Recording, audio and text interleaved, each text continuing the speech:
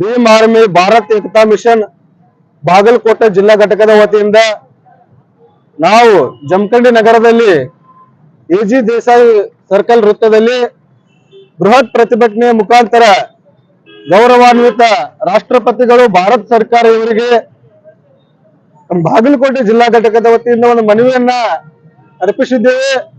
ಆ ಮನವಿಯ ಉದ್ದೇಶ ಕಳೆದ 2 ದಿನಗಳ ಹಿಂದೆ ಈ ದೇಶದ ಬಹುಸಂಖ್ಯಾತರ ಅಲ್ಪಸಂಖ್ಯಾತರ ಶೋಷಿತರ ಹಿಂದುಳಿದ ವರ್ಗಗಳ ಗಟ್ಟಿ ಧ್ವನಿಯಾಗಿ ದೇಶದಲ್ಲಿ ಪ್ರಜ್ವಲಿಸತಕ್ಕಂತ ಅಡ್ವೊಕೇಟ್ ಚಂದ್ರಶೇಖರ್ ಆಜಾದ್ ಅವರ ಮೇಲೆ ಇಲ್ಲಿರ್ತಕ್ಕಂಥ ಗೂಂಡಾವಾದಿ ಸರ್ಕಾರ ಷಡ್ಯಂತ್ರವನ್ನ ಮಾಡಿ ಕೈಲಾಗದ ರೀತಿಯಲ್ಲಿ ವರ್ತಿಸಿ ಅವರನ್ನು ಹೇಗಾದರೂ ಮಾಡಿ ಕೊಲೆಯನ್ನ ಮಾಡಬೇಕೆಂಬ ಉದ್ದೇಶದಿಂದ ಅವರ ಮೇಲೆ ಗುಂಡಿನ ದಾಳಿಯನ್ನ ಮಾಡಿರ್ತಾರ.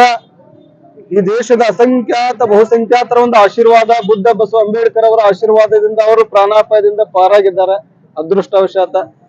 ಸೊ ಈ ಘಟನೆಯನ್ನ ನಾವು ಗಂಭೀರವಾಗಿ ಪರಿಗಣಿಸಿ ಅಲ್ಲಿರ್ತಕ್ಕಂಥ ಬಿಜೆಪಿ ಸರ್ಕಾರಕ್ಕೆ ಒಂದು ಧಿಕ್ಕಾರವನ್ನ ಕೂಗಿ ಯೋಗಿ ಆದಿತ್ಯನಾಥ್ ಸರ್ಕಾರಕ್ಕೆ ನಾವು ಧಿಕ್ಕಾರ ಕೂಗ್ತಾ ಅವರಿಗೆ ರಾಷ್ಟ್ರಪತಿಗಳು ಕೂಡಲೇ Z+ ಸೆಕ್ಯೂರಿಟಿಯನ್ನ ಒದಗಿಸಬೇಕು. ಏನು ಹಲ್ಲೆಯನ್ನ ಮಾಡಿರ್ತಾರ ಆ ಗುಂಡಾಗಳು ಅವರನ್ನ ಕೂಡಲೇ ಬಂಧಿಸಿ ಈ ದೇಶದಿಂದ ಗಡಿಪಾರು ಮಾಡ್ಬೇಕಂತ ನಾವು ಭೀಮ್ ಆರ್ಮಿ ಸಂಘಟನೆ ಮುಖಾಂತರ ನಾವು ಈ ಗೌರವಾನ್ವಿತ ರಾಷ್ಟ್ರಪತಿಗಳಿಗೆ ಕೇಳ್ಕೊಳ್ತಾ ಇದ್ದೀವಿ.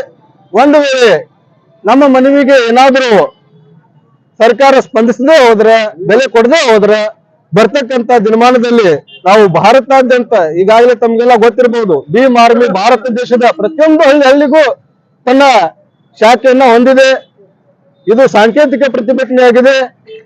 ಕೂಡಲೇ ಸರ್ಕಾರ ಎಚ್ಚೆತ್ತುಕೊಳ್ಬೇಕು. ಒಂದು ವೇಳೆ ಗಂಭೀರವಾಗಿ ಪರಿಗಣಿಸದೆ ಹೋದ್ರೆ ಇಡೀ ಭಾರತಾದ್ಯಂತ ಪ್ರತಿ ಹಳ್ಳಿ, ಪ್ರತಿ ತಾಲೂಕು, ಪ್ರತಿ ಜಿಲ್ಲೆಯಲ್ಲೂ ಸಹ ನಾವು ಈ ದೇಶದ ಸರ್ಕಾರದ ವಿರುದ್ಧ ಉಗ್ರ ಹೋರಾಟವನ್ನ ಮಾಡಬೇಕಾಗ್ತದೆ. ಬರ್ತಕ್ಕಂತ 2024 ಲೋಕಸಭಾ ಚುನಾವಣೆ ಐತೆ. ಬಿಜೆಪಿ ಸರ್ಕಾರ ಅದನ್ನ ಗಂಭೀರವಾಗಿ ಪರಿಗಣಿಸಬೇಕು. ಒಂದು ವೇಳೆ ನೀವು ಪರಿಗಣಿಸದೆ ಹೋದ್ರೆ ಲೋಕಸಭೆ ಚುನಾವಣೆಗೂ ಸಹ ನಾವು ಈ ಬಿಜೆಪಿ ಸರ್ಕಾರಕ್ಕೆ ತಕ್ಕ ಉತ್ತರವನ್ನ ಕೊಡ್ತೀವಂತ ತಮ್ಮಲ್ಲಿ ಮನವಿಯನ್ನ ಮಾಡ್ತಾ, ಈ ಒಂದು ಹೋರಾಟಕ್ಕೆ ಏನು ತಾವೆಲ್ಲರೂ ಸಹ ಪಕ್ಷಾತೀತ ಸಂಘಟನಾತೀತವಾಗಿ ಬಂದಿದ್ದೀರಿ, ತಮ್ಗೆಲ್ಲರೂ ಸಹ ವಂದನೆಗಳನ್ನ ಹೇಳಿ, ವಿಶೇಷವಾಗಿ ಮಾಧ್ಯಮ ಮಿತ್ರರು ತಾವು ಬಂದಿದ್ದೀರಿ ನಮ್ಮ ಮನವಿಯನ್ನ ಆಲಿಸ್ಲಿಕ್ಕೆ, ಸುದ್ದಿ ಮಾಡ್ಲಿಕ್ಕೆ. ತಮಗೂ ಸಹ ಈ ಕಾರ್ಯಕ್ರಮದ ಪ್ರತಿಭಟನೆಯ ವಂದನೆಗಳನ್ನ ಹೇಳಿ ಈ ಪ್ರತಿಭಟನೆಯನ್ನ ಇಲ್ಲಿಗೆ ಮುಗಿಸ್ತಾ ಇದ್ದೀವಿ. ಜೈ ಭೀಮ್, ಜೈ ಪ್ರಬುದ್ಧ.